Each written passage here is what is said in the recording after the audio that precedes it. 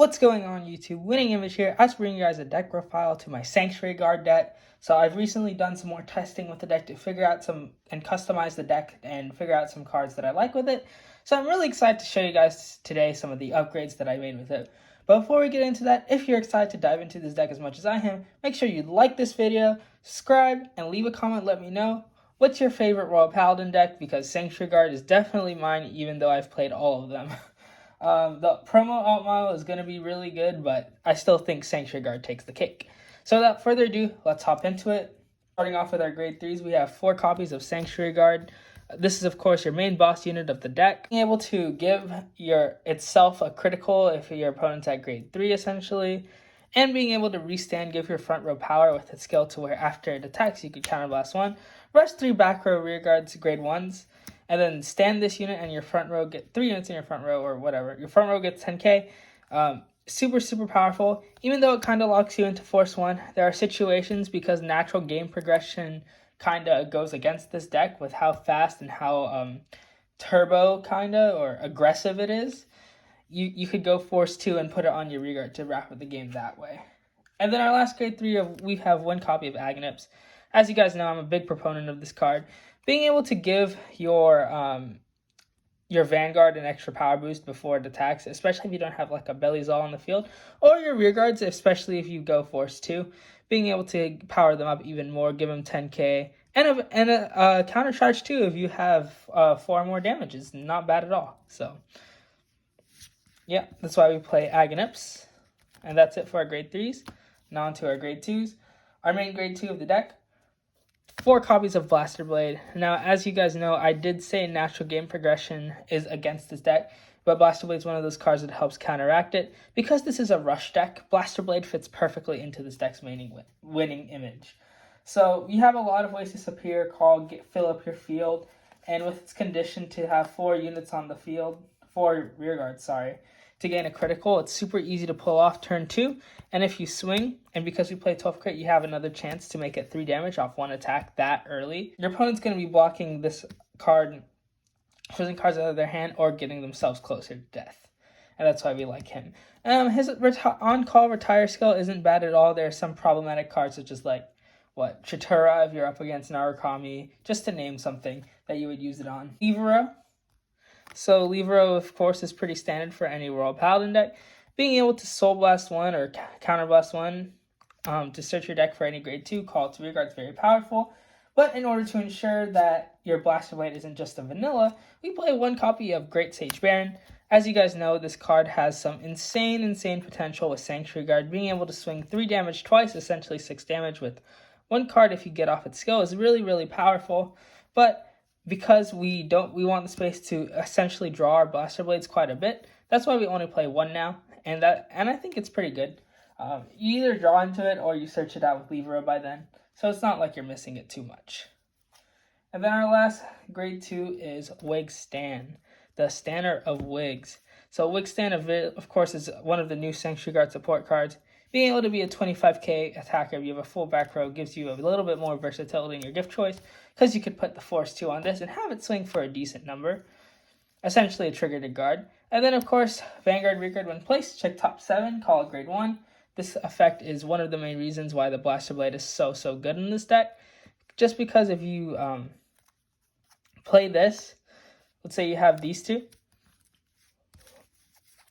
you could ride the Blaster Blade, call the Wig Stand first if you have 1 damage, search for your grade 1, and then play the Libero, Soul Blast 1, get your grade 2. Even though you're not going to be able to attack with the second grade 2, you still have the field presence to get off the 4 rear guards to get the extra crit, which is more effective in the long run.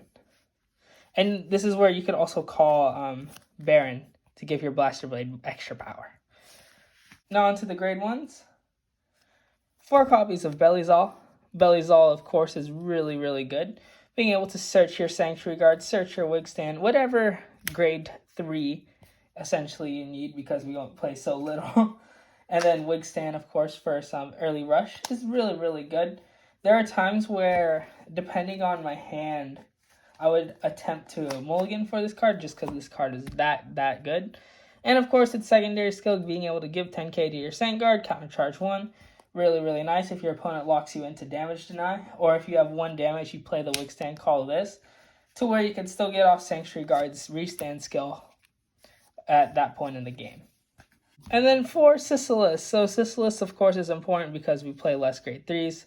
Same with Bellyzal. Being able to search out grade 3s, I think, is super powerful. And with its skill to gain 5k, if you have no face-up cards in your damage zone, it's not like you're losing much. We play a lot of grade 1s in this deck because of Sanctuary Guard's condition. So I think that this card isn't bad at all. And even if you put it in the front and you have counterblasted, exhausted your counterblast, it swings for 23k with Sanctuary Guard skill, hitting Force and Excel Vanguards with ease. For Felix, this is one of the really good grade 1s that I really like in this deck. I'm from playtesting this card, I really find its skill useful to return cards to hand. So it helps with countering damage deny, especially if you go first, because you could call a grade 1 and then attack with it, and then attack with a Felix, and then return it back to your hand, so they can't attack it. And then, of course, since you're resting grade 1 so much, you want to be able to get value out of the ones that you do play. And like Sisylis, it does gain 5k, so it could swing for 23k, being able to hit Force and Excel Vanguards and Protect. Sorry, I forgot Protect was the deck for a second. With ease. To Alan, just another way to help maintain your advantage and get deeper into your deck to ensure that you have the cards that you need. This is a really flexible spot, but I like Alan a lot. I think being able to essentially see 2 cards I think being able to see another card after you play, if you're missing a piece, it gives you your best chance to essentially draw. And because you're going to want to go in, its skill to gain power, especially if you're going first, isn't bad at all. And then our last, my tech, Sword of Hope Richard. Sword of Hope Richard's actually not bad at all in this deck. So continuous, if you have 3 or more rearguards, all rearguards in the same column as this unit get intercept. As you'll see in our trigger lineup, we do play the Sentinel crit. So there was a situation where I had the Richard in the back, and then I had to rest it for Vanguard skill, and I had to call the Bellinus in the front because I was on dire straits. And it was just really, really nice because I could intercept with a 30k because it's not when placed like perfect guards are. So that's why I really like Richard, and it's really good to give you some more extra defense because of the amount of grade 1s that we play and the amount of times you're going to slam down your hand. So he's pretty versatile, and it's not like the 1-of isn't that good. If you need it, you'll play it. If not, it's just another target for Wigstand. And then rounding out our deck is the triggers. So 12, crit, gotta wrap up that game for heal, and Milius. That's pretty much it for this deck profile. I hope you all enjoyed. Let me know what you think of this deck, and let me know what Royal Paladin decks y'all are enjoying right now. If there's any Sanctuary Guard variants y'all want me to look at, please let me know. I love this deck, and I can't wait till it comes out in English. Remember to check it out in the description below, Triple Sleeve TCG and Procyon Gaming, the sponsors for this channel. And that being said, thank you all for watching. Have a great day, and I'll see you all next time. Peace.